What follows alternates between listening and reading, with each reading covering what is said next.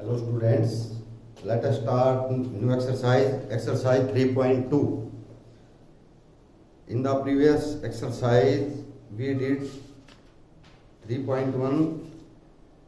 इसके अंदर एक पार्ट है ग्राफिकल का, तो ग्राफिकल रिप्रेजेंटेशन, लेकिन उसको हम इस पहले ये काम कर लेते हैं, उसके बाद करेंगे जो अलजेब्रिक इसका सॉल्यूशन होता है ना, पहले वो करेंगे, उसके बाद ग्राफिकल पे जाएंगे।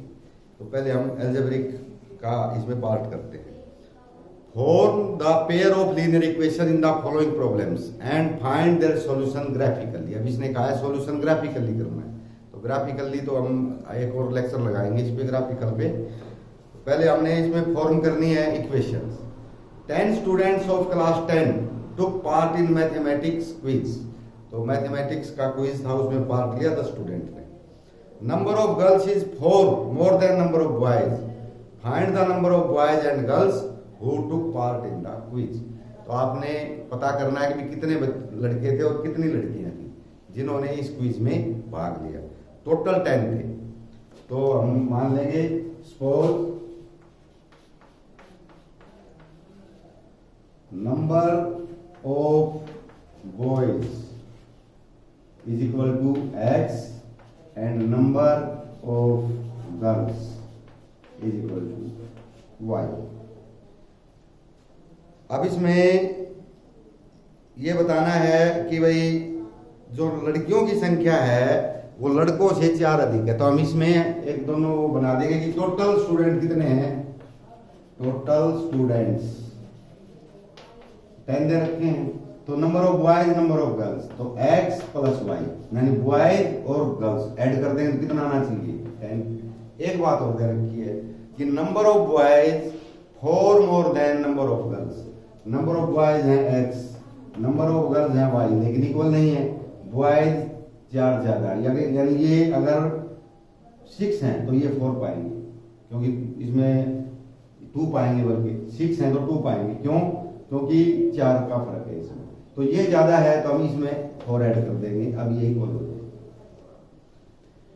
तो ये 2 इक्वेशन आ गई हमारे पास। y को इधर ले आएंगे, x minus y is equal to, एक इक्वेशन ये है, एक इक्वेशन। अब इसको अलजेब्रिकली करेंगे हम अभी आगे, तो फॉर्म करनी थी और ग्राफिकल सॉल्यूशन इसका पता करना था। तो ग्राफ एक बार लगा के, इस ग्राफ का एक अलग बोर्ड है, उसका जब यूज करेंगे ना तब बताऊंगा। तो पहले तो इक्वेशन फॉर्म ऐसे ही अगला वाला है, उसमें भी इक्वेशन फॉर्म कर सकते हैं। अब जो मेन कंटेंट है इस एक्सरसाइज का हम उसके ऊपर रखते हैं। On comparing the ratios a1 by b1 a1 by a2, ये रेशियो होता है a1 by a2, b1 by b2, c1 by c2। ये कंपेयर करने हैं और आपने बताना है कि whether the lines representing the following pairs of equations intersect at a point parallel और coincident. Intersect at a point, देखो 3 प्रकार की लाइन है। इंटरसेक्ट है, एक ही लाइन है, एक ही लाइन है, किस पॉइंट पे इंटरसेक्ट कर रही है, काट रही है दोनों। ओके, ये तो इंटरसेक्टिंग लाइंस होती हैं। एक ऐसी लाइंस होती हैं जो कभी नहीं काटती, intersect, then are not intersecting, ये काटती नहीं है, तो ये लाइंस होती है पैरेलल,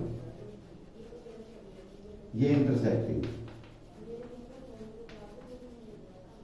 तीसरी लाइन ये होती है कि एक लाइन ये इसके ऊपर से ही दूसरी लाइन है, इसको बोलते हैं कोइंसिडेंट।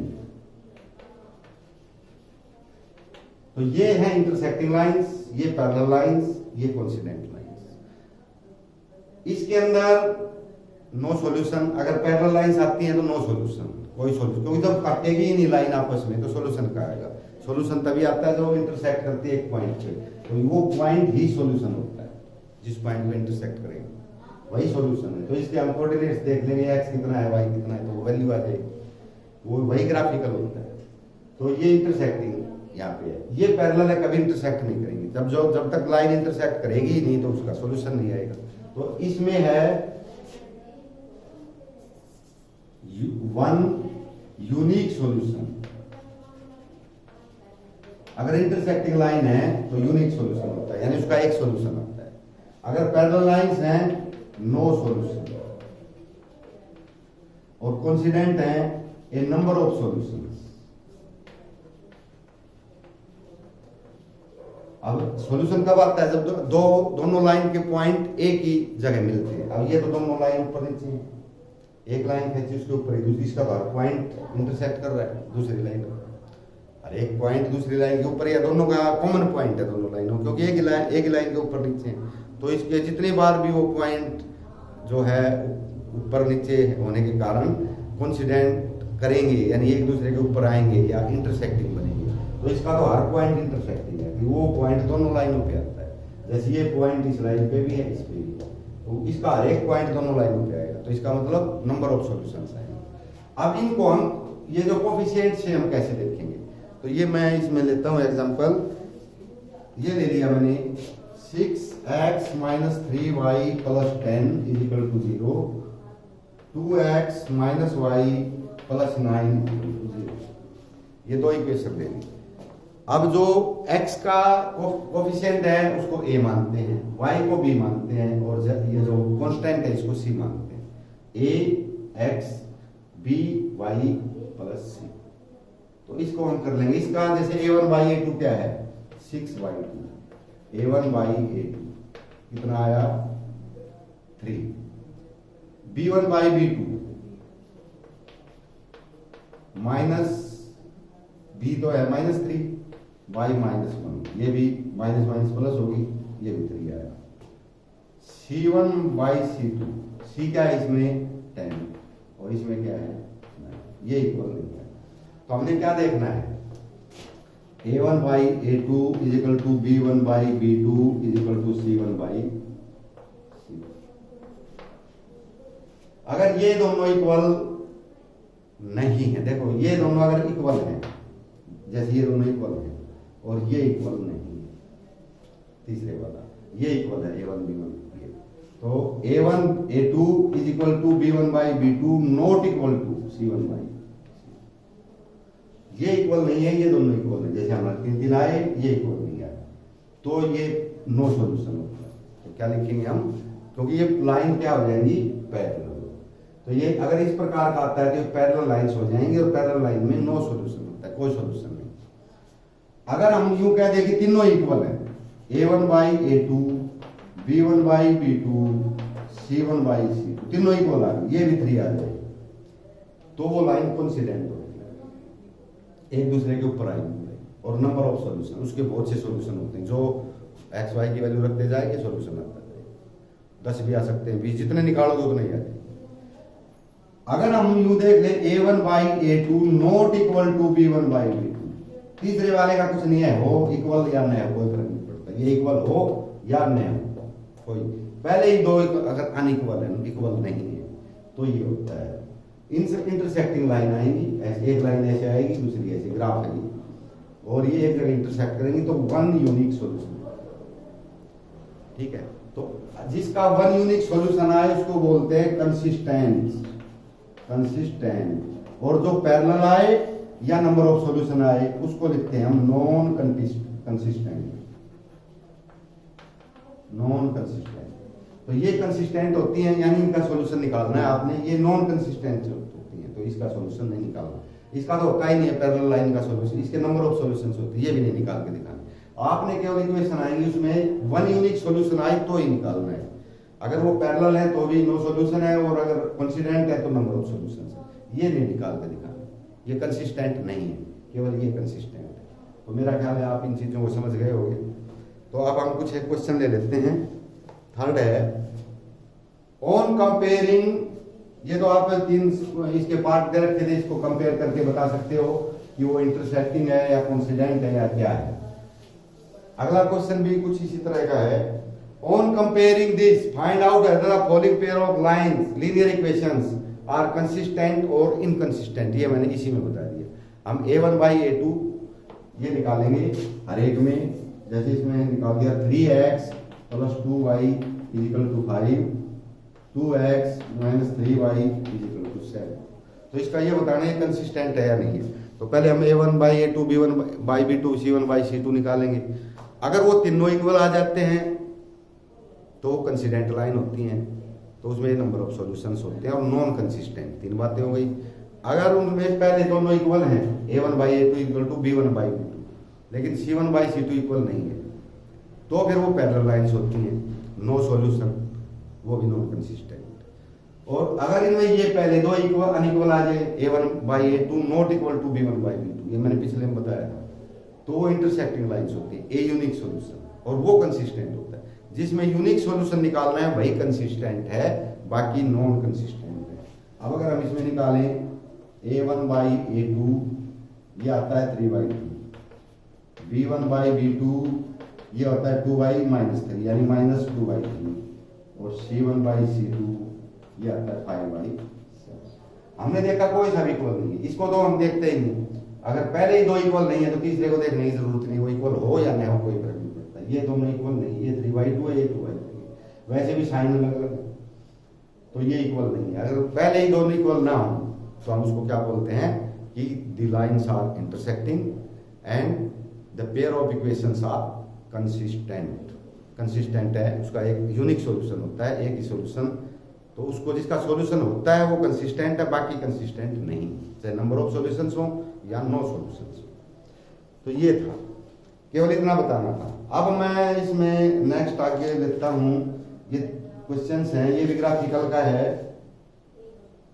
ये ग्राफिकल वाला मैं एक कल बताऊंगा इस पार्ट को, वो ग्राफ ले आएंगे इस बार। इसमें हम लेते हैं हाफ ऑफ दी, इसमें एक आध मैं बता देता हूं, half of the perimeter of a rectangular garden whose length is 4 metre more than its width, find the dimension of the garden. इसमें गार्डन के डायमेंशन निकालने हैं। अच्छा, इसके अंदर अभी वो आया नहीं है कि भी कैसे सोल्व करना है, लेकिन हमने इसमें केवल आपने वो बनानी है इक्वेशंस। अब ये निकालेंगे नहीं, इसमें ग्राफिकली है, तो ग्राफिक के हिसाब से हम नेक्स्ट में बताएंगे। इसमें केवल इक्वेशन बना के दिखानी है आपने। Half the perimeter of a rectangular garden, suppose length of garden rectangular है x मान ली, ब्रेड ऑफ गार्डन ये y मान ली, ठीक है। अब इसका फुल पेरीमीटर क्या होता है, ये रेक्टेंगुलर है, फुल पेरीमीटर होता है ये length plus this plus this plus this, चारों ऐड करते तो पेरीमीटर आ जाता है। हाफ ऐड करेंगे तो एक लेंथ ले लेंगे, एक ब्रेड ले लेंगे, तो पेरीमीटर हो जाए, हाफ पेरीमीटर हो जाएगा। इसमें दे रखा है हाफ पेरीमीटर 36 मीटर, और हाफ पेरीमीटर इससे कैसे बनेगा, x प्लस वाई, दो बार करते थे x plus y plus x plus y, वो फुल पेरीमीटर होता था। हाफ है तो एक बार लेंगे 36, एक इक्वेशन पे हो जाती है। दूसरी है length is 4 metre more than its breadth, जो ये लेंथ है ये इस ब्रेड से 4 मीटर अधिक है, x is equal to y, लेकिन इक्वल नहीं है, ये 4 मीटर ज्यादा है, तो इसमें 4 ऐड कर देंगे, अब इक्वल हो जाएगा। y इधर लिया, ये x minus y equal to, ये इक्वेशन आपने बना के रखनी है, क्योंकि कल जब हम इसमें ग्राफिकली सोल्व करेंगे ना, तो ये बनी बनाई आपको तैयार होनी चाहिए। मैं इसमें जो भी एक दो क्वेश्चन बताऊंगा तो उसमें बाकियों को आपने खुद निकालना है, ग्राफ पेपर तैयार करके। तो ये है, तो इसके डायमेंशन निकालने होते हैं। अब इसके तरीके अलग है, वो तरीके आगे वाले में आएंगे। ये तो ये है कि आपने इक्वेशन तैयार करनी थी। अब इसके हमें इसका 3 मेथड होते हैं, सब्स्टिट्यूशन मेथड। तो सब्स्टिट्यूशन में क्या, अगर हम इसको सोल्व भी करें तो कैसे आएगा, x की वैल्यू क्या आएगी, y उधर जाके प्लस का हो जाएगा +4, x की वैल्यू बनेगी y +4, इसमें रखेंगे x की जगह लिख देंगे y +4 प्लस ये y है इक्वल टू 36, 2y 36, ये 4 उधर जाके माइनस का हो जाएगा, 32 रह जाएंगे, और y की वैल्यू आ जाएगी 32/16। तो y तो आगे 16 मीटर, हाफ पेरीमीटर है 36 मीटर, तो लेंथ x कितनी आ रही है 20 मीटर, दोनों का जोड़ी 36 होता है। तो इस प्रकार से हम इसका सोल्व भी कर सकते हैं, लेकिन फिलहाल इसमें आपने ये बनानी थी। Given the linear equation this, right another linear equation on 2 variables such that the geometrical representation of the pair so formed is intersecting line, coincident line, parallel line। अब देखो वही बात हमने करनी है, जो कोफिशिएंट है ना a1/a2 b1/b2 उनका प्रयोग करते हुए ऐसी इक्वेशन और लिखनी है, 2x + 3y - 8 is equal to 0। अब ये एक इक्वेशन और लिखनी है, 3 पोजीशन में 3 सिचुएशंस हैं। Number 1 intersecting line. अगर वो लाइंस दोनों, एक तो ये लाइन है, दूसरी वाली इंटरसेक्टिंग लाइंस हो, तो फिर सेकंड इक्वेशन इज, अब उसमें क्या होता है इंटरसेक्टिंग लाइन में, सेकंड इक्वेशन हमने करनी है कि भाई ये और ये a1 बाई a2 और b1 बाई b2 इक्वल नहीं आनी चाहिए, तो ही वो इंटरसेक्टिंग है, नहीं तो या तो पैरेलल होंगी या कोइंसिडेंट होंगी। तो इसको हम थोड़ा सा अलग कर देंगे, 2x 3 को बदल दो, 3 की जगह 4y कर दो माइनस ए कितना, तो ये दूसरी इक्वेशन आ गई, a1 बाई a2 तो 2 बाई 2 1 आएगा, b1 बाई b2 आएगा 3 बाई 4 इक्वल नहीं है, तो ये क्या हो गई इंटरसेक्टिंग लाइंस हो गई। दूसरी आपने करनी है, ये इंटरसेक्टिंग थी पैरेलल लाइंस, ये पैरेलल का साइन है, पैरेलल लाइंस। पैरेलल में क्या होता है a1 by a2 is equal to b1 by b2, लेकिन c1 बाई c2 अलग होता है, तो ऐसे ही लिख देंगे 2x प्लस 3y, ताकि 2 बाई 2 b1 और 3 बाई 3 b1, तो a1 by a2 is equal to b1 by b2, लेकिन c1 बाई c2 अलग आना चाहिए। तो ये अगर 8 है तो यहाँ 7 लेंगे 7, तो ये तो दोनों a1 by a2 b1 by b2 equal आ जाएगा, ये तीसरा इक्वल नहीं है, तो ये क्या कैसी लाइन आएंगी parallel line, no solution, inconsistent, not consistent. तीसरे में लेना है कोइंसिडेंट लाइन, कोइंसिडेंट लाइन यानी एक लाइन के एक दूसरे के ऊपर है, तो वो ये है कि एक इक्वेशन ये है, इसको 2 से मल्टीप्लाई कर दो, उसमें तीनों इक्वल होते हैं, a1 है by a2 b1 by b2 c1 by c2, इसको सारी को 2 से मल्टीप्लाई करो, 4x 2 से करेंगे 6y माइनस 16, अब आप a1 बाई a2 निकालो, 2 बाई 4 यानी 1 by 2, 3 by 6 1 by 2, 8 by 16 1 by 2, तो तीनों इक्वल आ गए, तो ये कोइंसिडेंट लाइन। तो ये 3 एग्जाम्पल देने थे आपको, तो वो हम इस प्रकार से दे सकते हैं। आगे ये ग्राफ खींचने का ही है, तो इसमें हम देख लेंगे कल इसी एक्सरसाइज को एक बार दोबारा से हम रिपीट करेंगे इसका, क्योंकि ग्राफिकल सॉल्यूशन निकालना है आपने ग्राफिकल सभी का, तो ग्राफ के हिसाब से हम सॉल्यूशन निकाल के दिखाएंगे और उसके बाद फिर हम नेक्स्ट एक्सरसाइज में चलेंगे।